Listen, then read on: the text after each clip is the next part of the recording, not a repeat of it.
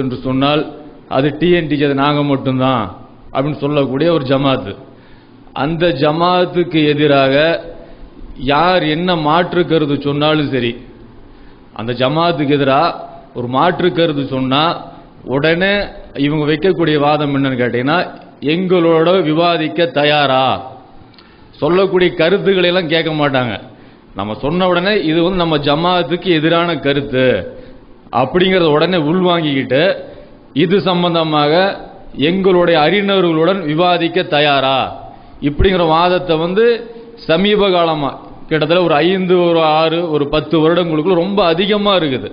இவங்க கிட்ட நம்ம பேசவே முடியாதா அப்படிங்கிற அளவுக்கு இந்த வாதத்தை வைக்கிறாங்க. விவாதத்துக்கு தயாரா இப்படிங்கிற வாதத்தை இவங்க வந்து ரொம்ப தொடர்ச்சியா வச்சுக்கிட்டே இருக்கிறாங்க. அப்போ வந்து மார்க்கத்தை அறிஞ்சிக்கிறதுக்கு விவாதம் தான் வழிமுறையா? இஸ்லாம் இதை தான் சொல்லுதா? ஒரு விஷயத்தை வந்து இப்போ உதாரணத்துக்கு நான் விரல் அசைச்சு தொழுகிறேன்னு வச்சுக்குவோம். ஒருத்தர் விரல் அசைக்க கூடாது, விரலை நீட்டி தான் தொழுகிறாருன்னு சொல்லி சொன்னா அவர் நம்முடைய அறிஞர்களுடன் விவாதம் செய்துதான் அந்த உண்மையை நான் தெரிஞ்சுக்கணுமா, அல்லது நேரடியாக சம்பந்தப்பட்ட நபரை போய் நான் அணுகி நீங்க எந்த அடிப்படையில் நீங்க சொல்றீங்க, உங்களுடைய ஆதாரம் என்ன அப்படிங்கிற அடிப்படையில் நம்ம விஷயத்தை தெரிஞ்சுக்கணுமா? இந்த ரெண்டு விஷயமும் இருக்கு. அதை டைரக்டா சம்பந்தப்பட்ட நபரை போய் நம்ம அணுகி எந்த ஆதாரத்தின் அடிப்படையில் நீங்க கூடாதுன்னு சொல்றீங்க, நான் ஒரு விஷயத்தை செஞ்சுட்டு இருக்கிறேன், அந்த விஷயத்தை நீ கூடாதுன்னு சொல்றீங்களே, இது எப்படி அப்படி நான் அவர்கிட்ட டைரக்டா நான் கேட்டு தெரிஞ்சுக்கணுமா, அல்லது நான் மார்க்க அறிஞர்கள்லாம் கூட்டிட்டு வந்து இவரோட விவாதம் செஞ்சுதான் நான் வந்து அந்த சத்தியத்தை விளங்கிக்கணுமா? இதுல எந்த வழிமுறை இஸ்லாம் சொல்லி இருக்கு? இதை சுருக்கமா முதல்ல நம்ம பார்க்கணும். இந்த விவாதம் சொல்றாங்கல்ல, அப்ப இந்த வழிமுறைகள் எல்லாம் தெரியாதனாலதான் தலைவர்கள், முன்னாடி சொன்ன சகோதரர்களை தலைவர்கள் பின்பற்ற சொன்னாங்கல்ல, இந்த தலைவர்கள் என்ன சொன்னாலும் அதுதான் மார்க்கம், அதுக்கு மீறி ஒண்ணுமே கிடையாது குர்ஆன்ல அப்படிங்கிற அளவுக்கு நீங்க உருவாக்கி வச்சுட்டாங்க. அப்ப வந்து இந்த நடைமுறை இஸ்லாத்துல உள்ளதானா? கண்டிப்பா கிடையவே கிடையாது. ஒருத்தர் வந்து ஒரு செய்தியை சொல்றாரு, இஸ்லாத்துக்கு முரண்பட்ட செய்தியும் சொல்றாரு, அல்லது நாம சொல்லக்கூடிய சத்தியத்துக்கு எதிராகவும் சொல்றாருன்னா நேரடியாக அவர் அணுகி அவர் என்ன சொல்றார் அவருடைய வாயிலிருந்து நம்ம செய்திகளை வாங்குறது நபி வழி. இதுக்கு ஏராளமான செய்திகள் வந்து கிட்டத்தட்ட வந்து நம்ம பார்வையில் 50க்கு மேற்பட்ட செய்தி நம்ம எடுத்தோம். இப்போ அது சம்பந்தமா நம்ம பேசணும்னா அதுக்கே வந்து 1 மணி நேரம் 2 மணி நேரம் அளவுக்கு நமக்கு தேவைப்படும். நம்ம அது சம்பந்தமா ஒரு 2-3 செய்தியை நம்ம பார்க்கறோம் பாருங்க. அப்துல்லா பின் உமர் அவங்க சொல்றாங்க, நாங்க வந்து ரசூல்லா கூட வந்து ஒரு கூட்டமா வந்து போனோம். யாரை பார்க்க போனோம்னா இப்னு சய்யாத பார்க்க நாங்க போனோம். அப்ப இப்னு சய்யாத் வந்து பனு மகாலா குலத்தாரின் மாளிகைக்கு அருகில் விளையாடிட்டு இருந்தான். இந்த இப்னு சய்யாதுங்கிறவன் தான் ஒரு நபின்னு அறிவிச்சிட்டு இருக்கிறான். தான் நபின்னு சொல்லி அவன் சிறுவன் தான், ஆனா தான் நபின்னு சொல்லி அறிவிச்சிட்டு இருக்கிறான். அப்ப ரசூலை டைரக்டா அவனை பார்க்கறதுக்காக சஹாபாக்களோட ஒரு குழுவோட போறாங்க. சஹாபாக்கள் குழு உமர் அலிலாம் இருக்கிறாங்க, இன்னும் பல சஹாபாக்கள் இருக்கிறாங்க. அப்ப போறாங்க, போய் வந்து இப்னு சய்யாத் வந்து அந்த டைம்ல வந்து பருவ வயதை நெருங்கிட்டு இருக்கிறான். கிட்டத்தட்ட ஒரு 15 வயசு 16 வயசு மாதிரி வச்சுக்குவோம். அப்ப போய் ரசூலுல்லாஹ் பாக்குறாங்க. பார்க்கும்போது அவனோட முதுகுல தட்டுறாங்க. அவன் விளையாடிட்டு இருக்கிறான், இப்னு சய்யாத் விளையாடிட்டு இருக்கிறான். அப்ப நபி ஸல்லல்லாஹு அலைஹி வஸல்லம் அவன் பின்னாடி போய் முதுக தட்டுறாங்க. அப்பதான் அவனுக்கு தெரியுது. அப்போ வந்து இப்னு சய்யாத்ட்ட வந்து ரசூலுல்லாஹ் கேக்குறாங்க, நான் அல்லாஹ்வுடைய தூதர் தான் என்று நீ சாட்சியம் அளிக்கிறாயா? டைரக்டா கேக்குறாங்க. ஏன் கேக்குறாங்கன்னா அவன் நான் தூதர்னு சொல்லிட்டு இருக்கிறான். அதனால இப்னு சய்யாத் நபி ஸல்லல்லாஹு அலைஹி வஸல்லம் நேரடியாக போய் நான் அல்லாஹ்வுடைய தூதருங்கிறதுக்கு நீ சாட்சி சொல்றியா அப்படின்னு சொல்லி கேக்குறாங்க இப்னு சய்யாத பார்த்து. அதுக்கு இப்னு சய்யாத் வந்து ரசூலுல்லாஹ் வந்து அப்படி கூர்ந்து அப்படி பார்த்துட்டு, நீங்க உம்மிகளின் தூதர், அதை எழுத படிக்க தெரியாத மக்களுடைய தூதர் அப்படிங்கிறான். நீங்க எழுத படிக்க தெரியாத மக்களின் தூதர்னு சொல்லிட்டு அவன் சொல்றான் அல்லாஹ் தூதர்கிட்ட, அதாவது நான் வந்து அல்லாஹ்வுடைய தூதருங்கிறதுக்கு நீங்க சாட்சியம் தரீங்களா அப்படின்னு கேட்கறான். நான் அல்லாஹ்வுடைய தூதருங்கிறதுக்கு நீங்க சாட்சி சொல்றீங்களா அப்படின்னு கேட்கறான். அப்ப நபி ஸல்லல்லாஹு அலைஹி வஸல்லம் சொல்றாங்க, அல்லாஹ்வின் தூதர் அவர்கள் சொன்னாங்க, நான் வந்து தூதர்களின் மீதும் நம்பிக்கை, அல்லாஹ்வின் மீதும் தூதர்கள் மீதும் நம்பிக்கை கொண்டுள்ளேன் கூறினார்கள்.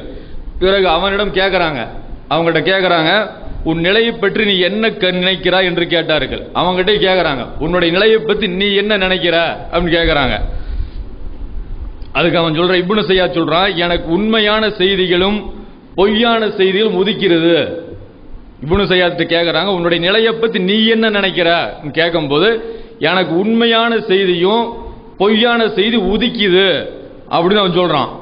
அது நபி ஸல்லல்லாஹு அலைஹி வஸல்லம் சொல்றாங்க, இந்த பிரச்சனையில் உனக்கு குழப்பம் ஏற்பட்டுள்ளது என்று கூறிவிட்டு, நான் ஒன்றை மனதில் உனக்காக உன்னை சோதிப்பதற்காக மறைத்து வைத்துள்ளேன், அது என்னவென்று சொல் என்று கூறினார்கள். அதாவது உனக்காக உன்னை சோதிக்கிறதுக்காக என் மனசுல ஒரு செய்தியை நான் மறைச்சு வச்சிருக்கிறேன், அது என்ன நீ சொல்லு அப்படி இப்னு சையாத நோக்கி நபி ஸல்லல்லாஹு அலைஹி வஸல்லம் கேட்கறாங்க. அதுக்கு இப்னு சையாதன் சொல்றான் துஹ் அப்படிங்கிறான். அதாவது 44வது அத்தியாயத்தில் வர துஹ்ங்கிற அத்தியாயத்தோட பாதியை அவன் சொல்றான். துஹ் 44 அத்தியாயம் என்னது, துஹ்னு பதில் அளிக்கிறான். உடனே அல்லாஹ்வின் தூதர் ஸல்லல்லாஹு அலைஹி வஸல்லம் சொல்றாங்க, நீ தூர விலகி போ, உன் எல்லையை தாண்டி விட முடியாது என்று கூறினார்கள். அதாவது உனக்கு ஒரு எல்லை இருக்குது. நபி ஸல்லல்லாஹு அலைஹி வஸல்லம் துஹான்ங்கிற அத்தியாயத்தில் ஒரு வசனத்தை ரசூலுல்லாஹ் மனசுல வச்சிருக்கிறாங்க. அந்த மனசுல வச்ச ஒரு விஷயத்துல அவன் பாதியா சொல்றான் துஹ் அப்படிங்கிறான். அப்ப நபி ஸல்லல்லாஹு அலைஹி வஸல்லம் 44 அப்போ உனக்கு ஒரு எல்லை இருக்குது, அந்த எல்லை நீ தாண்ட முடியாது அப்படின்னு நபி ஸல்லல்லாஹு சொன்னதா முஸ்லீம்ல உள்ள செய்தி. இன்னொரு அறிவிப்பு என்னன்னு கேட்டீங்கன்னா, நீ என்ன காண்கிறாய்ன்னு கேட்கறாங்க. அவன்கிட்ட விசாரிக்கிறான், எல்லா செய்தியும் அவன்கிட்ட விசாரிக்கிறாங்க. அவனுடைய நிலவரம் என்ன, அவன் எந்த அடிப்படை நபின்னு சொல்லி சொல்றான், இதெல்லாமே விசாரிக்கிறாங்க. அப்போ நீ என்ன காண்கிறாய் என்று நபி ஸல்லல்லாஹு அலைஹி வஸல்லம் கேட்டார்கள். அதற்கு இப்னு சையாத் தண்ணீரின் மீது சிம்மாசனம் ஒன்றை காண்கிறேன் என்று சொன்னான். அதாவது தண்ணீரின் மீது சிம்மாசனம் ஒன்றை காண்கிறேன்னு சொல்லி சொல்றான். அதாவது இப்லீஸுடைய சிம்மாசனம், இப்லீஸுடைய சிம்மாசனம் தண்ணீரின் மீது தான் இருக்குன்னு வேற அறிவிப்புகள் இருக்கு. அப்ப இதுல கூட ரசூல் என்ன சொல்றாங்க, நீ கடல் மீதுள்ள இப்லீஸின் சிம்மாசனத்தையே காண்கிறாய் என்று பதிலளித்தார்கள். அப்ப அவனை பத்தி நிலவரத்தை ரசூல்லா துல்லியமா தெரிஞ்சுட்டு வராங்க. அவனுடைய வாயிலிருந்த அவன் என்ன சொல்றாங்கிறத கேட்டுட்டு வராங்க. கேட்டு சமுதாய மக்கள் அறிவிக்கிறாங்க. இப்ப அவனை விவாதத்துக்கு கூப்பிடல நபி ஸல்லல்லாஹு அலைஹி வஸல்லம். அவங்க இப்னு சையாத் நபின்னு சொன்னவன உண்மை நபி யார் பொய் நபி யாரும் டைட்டில் போடலாம்ல, இன்னைக்கு போடுற மாதிரி இப்னு சையாத் பொய் நபி நான் உண்மை நபி அப்படி டைட்டில் போட்டு விவாதம் பண்ணலாம்ல. நபி ஸல்லல்லாஹு அது பண்ணல. நபி ஸல்லல்லாஹு அலைஹி வஸல்லம் அவங்களுடைய ஒவ்வொரு நடைமுறையும் அல்லாஹ்வையும் மறுமையினாலையும் நம்பி அல்லாஹ்வை அதிகம் நினைக்கக்கூடிய மக்களுக்கு இந்த தூதர்கிட்ட முன்மாதிரி இருக்குன்னு அல்லாஹ் சொல்றான். இந்த தூதருடைய முன்மாதிரியை பார்க்கணும். நம்மளுடைய நடைமுறைகளை நாம இந்த தூதருடைய நடைமுறைகளுக்கு ஏற்ப அமைச்சுக்கிட்டா மட்டும்தான் நம்ம மார்க்கத்தில் நிலைச்சு நிற்க முடியும். அப்ப நடைமுறை பாருங்க எப்படி இருக்கு. சம்பந்தப்பட்ட நபர்கிட்ட போய் நபி ஸல்லல்லாஹு அலைஹி வஸல்லம் கேட்கறாங்க, அவனுடைய நிலவரத்தை அறியறாங்க, அதை தாவா பண்றாங்க, பிரச்சனை முடிஞ்சுதுங்க. அதே மாதிரி பாத்தீங்கன்னா இது சஹாபாக்கள் இந்த மாதிரி பண்பு பாருங்க. ஒரு கிராமவாசி வராரு, அவர் பேர் லிமாம். முஸ்லீம்ல லிமாம்ங்கிற பேர் இல்ல, புகாரில லிமாம்ங்கிற பேர் இருக்கு. கிராமவாசி நபி ஸல்லல்லாஹு அலைஹி வஸல்லம் கூட கேட்கறாங்க, முகமது சில கேள்விகள் நான் கேட்க போறேன், அது கடினமா இருக்கும், அது பத்தி நீங்க வருத்தப்பட வேண்டாம் அப்படின்னு சொல்லி கேட்கறாரு. இது புகாரியில் உள்ள அறிவிப்பு. அப்ப நபி ஸல்லல்லாஹு அலைஹி வஸல்லம் சொல்றாங்க, ஒன்றும் இல்லை பிரச்சனை இல்லை கேளுங்க அப்படிங்கிறாங்க. அப்போ உங்களுடைய தூதர் சொன்னாரு, அல்லாஹ் உங்களையே தூதரா அனுப்பி, ரசூல்லா தூதரை அனுப்பி பிரச்சாரத்துக்கு அனுப்புறாங்க. இந்த மாதிரி அல்லாஹ் என்னை தூதரா அனுப்பி பொது அறிவிப்பு செய்யுங்க அப்படின்னு சொல்லி. அப்போ கிராமவாசி கேட்கிறாரு, உங்களுடைய தூதர் எங்களிடம் சொன்னார், உங்களை அல்லாஹ் தூதரை அனுப்பியிருக்கிறான்னு சொல்லி. இப்ப நான் உங்ககிட்ட கேட்கிறேன், அல்லாஹ் தான் உங்களையே தூதரை அனுப்பினானா? டைரக்டா கேட்கிறாரு, அல்லாஹ் தான் உங்களையே தூதரை அனுப்பினானா அப்படின்னு சொல்லி. நபி ஸல்லல்லாஹு அலைஹி வஸல்லம் ஆம் அப்படிங்கிறாங்க. அப்படி சொல்லிட்டு வரும்போது வானத்தை படைச்சது யாருன்னு அவர் கேட்கிறாரு. நபி ஸல்லல்லாஹு அலைஹி வஸல்லம் அல்லாஹ் அப்படிங்கிறாங்க. பூமியை படைச்சது யார்? நபி ஸல்லல்லாஹு அல்லாஹ்ங்கறாங்க. மலைகளை படைத்தது யார்? நபி ஸல்லல்லாஹு அல்லாஹ்ங்கறாங்க. இந்த வானத்தை படைச்சு பூமியை படைச்சு மலைகளை நட்டு வச்சான்ல, அவன் மீது சத்தியமாக கேட்கிறேன், அல்லாஹ் தான் உங்களுக்கு தூதரை அனுப்புனான்னு மறுபடியும் கேட்கிறாரு. நபி ஸல்லல்லாஹு அலைஹி வஸல்லம் ஆம் அப்படிங்கிறாங்க.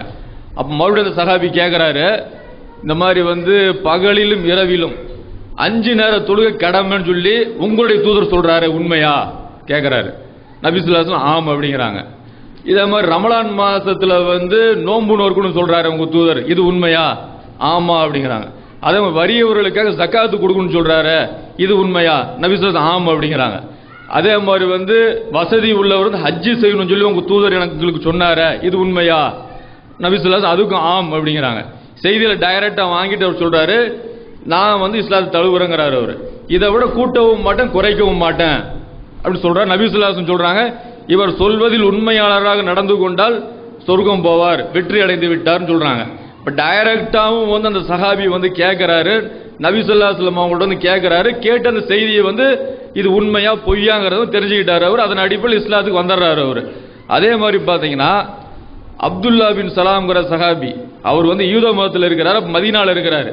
நபி ஸல்லல்லாஹு அலைஹி வஸல்லம் அவங்க வந்து மதீனாவுக்கு வந்த செய்தியை கேள்விப்பட்ட உடனேயே டைரக்டா நபி ஸல்லல்லாஹு அலைஹி வஸல்லம் அவங்கள சந்திக்க வராங்க. சந்திக்க வந்து நான் 3 கேள்விகளை கேட்பேன். அந்த 3 கேள்விகள் வந்து அதுக்குரிய பதில் வந்து ஒரு இறை தூதரை தவிர வேறு யாருக்கும் தெரியாது கேட்கிறாரு. அவர் டைரக்டா வராங்க. அப்படி அறிஞர்கள், அப்போ அவரு ஒரு யூத மத அறிஞர் தான். அப்துல்லா பின் சலாம்ங்கிறவர் வந்து யூத மத அறிஞர். அவர் என்ன சொல்றாருன்னா, இந்த மாதிரி ஒரு 3 கேள்விகள் நான் கேட்பேன், அந்த கேள்விக்குரிய பதிலை வந்து ஒரு இறை தூதரை தவிர வேறு யாருமே அறிய முடியாது அப்படின்னு சொல்றாரு. அப்போ நபி ஸல்லல்லாஹு அலைஹி வஸல்லம் வந்து கேளுங்க அப்படிங்கிறாங்க. அப்போ ஒரு முதலாவது கேள்வி அவர் கேட்கிறாரு, இறுதி நாளின் அடையாளங்களில் முதலாவது அடையாளம் எது அப்படின்னு கேட்கிறாரு. இறுதி நாளினோட அடையாளத்தில் முதலாவது அடையாளம் எதுன்னு கேட்கிறாரு. ரெண்டாவது, சொர்க்கவாசி முதலில் உண்ணும் உணவு எது? சொர்க்கவாசி முதல் எதை சாப்பிடுவாரு? ரெண்டாவது கேட்கிறாரு. மூணாவது, குழந்தை தன் தந்தையின் சாயலிலோ அல்லது தாயின் சாயலிலோ எதனால் இருக்குது? 2 பேருக்கு யாரோ ஒரு சாயல் இருக்கும்ல, இது எதனால் இருக்குது அப்படின்னு சொல்லி கேட்கிறாரு. அப்ப நபி ஸல்லல்லாஹு அலைஹி வஸல்லம் சொல்றாங்க, இந்த இதுக்குரிய பதில் வந்து சற்று நேரத்துக்கு முன்னாடி தான் ஜிப்ரீல் வந்து சொல்லிட்டு போனாரு அப்படிங்கிறாங்க. ஜிப்ரீல் வந்து இப்பதான் கொஞ்ச நேரத்துக்கு முன்னாடி சொல்லிட்டு போனாருங்கிறாங்க. அப்பவே அங்க கன்ஃபார்ம் ஆயிருது. ஏன்னு கேட்டீங்கன்னா, யூதர்களுக்கு வந்து பகைவரா நினைச்சிருக்கிறாங்க. ஜிப்ரீல பகைவரா நினைச்சிருக்கிறாங்க. ஒரு யூத மதத்துல வந்து கேள்வி கேட்கிறாரு, எடுத்த உடனே உங்க பகைவர் தான் எனக்கு பதில் கத்து கொடுத்தாருன்னு சொன்னா என்ன ஆகும்? அப்போ இது வந்து பகைவர்ல இருந்து ஆரம்பிக்குது அப்படிங்கிற மாதிரி வரும். அப்ப நபி ஸல்லல்லாஹு அலைஹி வஸல்லம் எடுத்த உடனே உண்மையை சொல்லும் போது அவங்களுக்கு வந்து மனசுல வந்து இது சரியான விஷயமா இருக்குன்னு ஃபர்ஸ்ட் பதியுது அவருக்கு. அடுத்து நபி ஸல்லல்லாஹு அலைஹி வஸல்லம் வந்து பதில சொல்றாங்க. அதாவது இறுதி நாளின் அடையாளங்களில் முதலாவது அடையாளம் ஒரு நெருப்பாகும். இறுதி நாள் அடையாளத்தில் முதலாவது அடையாளம் ஒரு நெருப்பு. அது மக்களை கிழக்கிலிருந்து துரத்தி கொண்டு வந்து மேற்கு திசையில் ஒன்று திரட்டும். அதாவது வந்து கிழக்கிலிருந்து துரத்திட்டு வந்து மேற்கு திசையில் ஒன்று திரட்டக்கூடிய ஒரு நெருப்பு. இதுதான் ஃபர்ஸ்ட் அடையாளம் ரசூலுல்லாஹ் சொல்றாங்க. ரெண்டாவது, சொர்க்கவாசிகள் முதலில் உண்ணும் உணவு பெரிய மீனின் ஈரல் பகுதியில் உள்ள அதிகப்படியான சதையாகும். பெரிய மீன்ல ஈரல் பகுதியில் உள்ள அதிகப்படியான சதை, இதுதான் சொல்றாங்க. இது யூதர் வேற ஒரு யூதர் வந்து சொல்றாரு, இப்படிதான் சாப்பிடுவாங்க சொர்க்கத்துல ஃபர்ஸ்ட் உணவுன்னு சொல்லி சொல்றாரு. மூணாவது, குழந்தையின் சாயலுக்கு காரணம் என்னன்னு கேட்டா, ஆண் தனது மனைவியுடன் இல்லறத்தில் ஈடுபடும் போது அவனது நீர் முந்திக் கொண்டால் குழந்தை அவனது சாயலில் பிறக்கிறது, பெண்ணின் நீர் முந்திக் கொண்டால் குழந்தை அவளது சாயலில் பிறக்கிறது என்று பதிலளித்தார்கள்.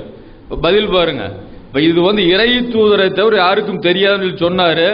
வந்து கேட்டாரு, நபி ஸல்லல்லாஹு அலைஹி வஸல்லம் பதில சொன்னாங்க. சொன்ன உடனே அவர் என்ன செய்யறாரு கேட்டா, அப்துல்லா பின் சலாம் சொல்றாரு, அஷ்ஹது அல்லா இலாஹ இல்லல்லாஹ் வ அன்னக ரசூலுல்லாஹ். இஸ்லாம் தழுவுறாரு அவர். அது அல்லாஹ்வை தவிர வேறு இறைவன் இல்லைங்கிற சாட்சி சொல்ற, நீங்க அல்லாஹ்வுடைய தூதர் தான் சொல்றாரு. அப்போ வந்து ஒரு சம்பந்தப்பட்ட நபர்கிட்ட வந்து நம்ம உண்மையை விளங்கணும் அப்படின்னு சொல்லி சொன்னா, சம்பந்தப்பட்டவன் நபர் நம்ம நேரடியா போய் செல்லும் போது அல்லாஹ் கண்டிப்பா அதுக்கு விளக்கத்தை கொடுப்போம். அப்ப விவாத முறைகள் இங்க கிடையாது. விவாத முறைகள் பாத்தீங்கன்னு சொல்லி நீங்க இப்னு ஸையாத்னுக்கு நபி ஸல்லல்லாஹு அழைச்சிருக்கணும். அப்போ வந்து அப்துல்லா பின் சலாம் அவர் மிகப்பெரிய மார்க்க அறிஞர் இருந்து யூத மதத்துல மிகப்பெரிய அறிஞராக இருந்திருக்கிறாரு. அவரும் விவாதத்துக்கு அழைக்கல. இப்போ மார்க்கத்தை தெரிஞ்சுக்கிற முறையே மிக முக்கியமான விஷயம். சம்பந்தப்பட்ட நபர்கிட்ட ஒரு கல்வி இருக்குதுன்னு நமக்கு தெரிஞ்சா நாம டைரக்டா அவரை சந்திச்சு, நீங்க இந்த விஷயம் நாங்க சொல்ற விஷயத்துக்கு மாற்றுக்கிறது சொல்றீங்களா, இது எந்த ஆதாரத்தின் அடிப்படையில், எந்த வசனத்தின் அடிப்படையில், எந்த ஹதீஸின் அடிப்படையில் நீங்க கேட்டும் போது நமக்கு அல்லாத விளக்கத்தை கொடுப்பான். நாம அதை விட்டுட்டு அவங்க டைரக்டா வந்து அவங்கள சந்திக்காம அவங்க என்ன சொன்னாங்கிறது நமக்கு தெரியாம பேசும்போது அவங்க சொல்ற கருத்து வேறையா இருக்கும், நமக்கு தலைவர் சொல்லிட்டு இருக்க விஷயம் வேறையா இருக்கும். அதனால நமக்கு வந்து விளக்கங்கள் கிடைக்காது, சண்டைகளும் பிரிவினைகளும் மேலும் மேலும் அதிகரிச்சுட்டு தான் இருக்கும். இப்ப இது வந்து சுருக்கமான நிலைப்பாடு. இவ்வளவுதான் சப்ஜெக்டே, இவ்வளவுதான் சொல்ல போனா சப்ஜெக்டே வந்து விவாதம் வந்து மார்க்கத்தில் அனுமதிக்கப்பட்டிருக்கான்னு கேட்டா இல்லைங்கிறது இவ்வளவு சப்ஜெக்ட. விவாதம் எதுக்கு செய்யறோம்னா மார்க்கத்தை தெரிஞ்சுக்கிறதுன்னு நம்ம சொல்றோம். இப்ப மார்க்கத்தை தெரிஞ்சுக்கிறதுக்கான வழிமுறையை வந்து அல்லாஹ்வுடைய தூதர் வந்து இப்படி காமிச்சு கொடுத்துட்டாங்க. இதுதான் விஷயம். அப்போ வந்து இந்த ஒரு நடைமுறையை கடைபிடித்தால் நம்ம போதும், அல்லாஹ்வுடைய உதவி கொண்டு மார்க்கத்தை நம்ம தெரிஞ்சுக்கலாம். ஆனா வந்து